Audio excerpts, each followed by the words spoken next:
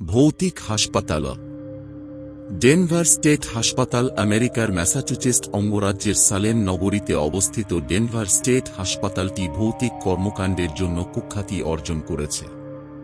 এটি মূলত একটি মানসিক হাসপাতাল ছিল যা 1879 সালে প্রতিষ্ঠিত হয়।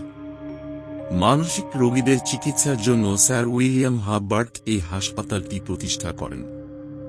শুরুর দিকে হাসপাতালটির কর্মকাণ্ড ভালোভাবে চললেও বছর 5 পর এক মর্মান্তিক সড়ক দুর্ঘটনায় স্যার উইলিয়াম হার্বার্টের মৃত্যু হলে হাসপাতালটির কর্মকাণ্ডে আসে আমূল পরিবর্তন। স্যার উইলিয়াম হার্বার্টের মৃত্যুর পর এইখানকার রোগীদের উপর আক্ষরিক অর্থেই নরক নেমে আসে। রোগীদের মারধর, ইলেকট্রিক শক থেকে শুরু করে হাইড্রোথেরাপি পর্যন্ত দেওয়া হতো। এরই ধারাবাহিকতায় 1885 সালে ব্রায়ান হ্যারিস নামক এক মানসিক রোগীর উচ্চ ইলেকট্রিক শকের দরুন মৃত্যু হয়। পরে তার লাশ অত্যন্ত গোপনীয়তার সাথে হাসপাতালেরই এক নির্জন জায়গায় কবর দেওয়া হয়। এই ঘটনার এক সপ্তাহের মাথায় হাসপাতাল কর্মী মাইক হ্যারিসের মৃত্যু হয়। তার মুন্ডুহীন লাশ হাসপাতালের পিছনের উঠানে আবিষ্কৃত হয়।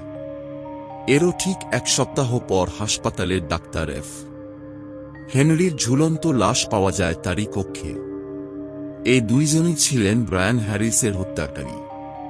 তারা তাদের পৈশাচিক আনন্দ লাভের জন্য রোগীদের উপর বিভিন্ন নির্যাতন চালান।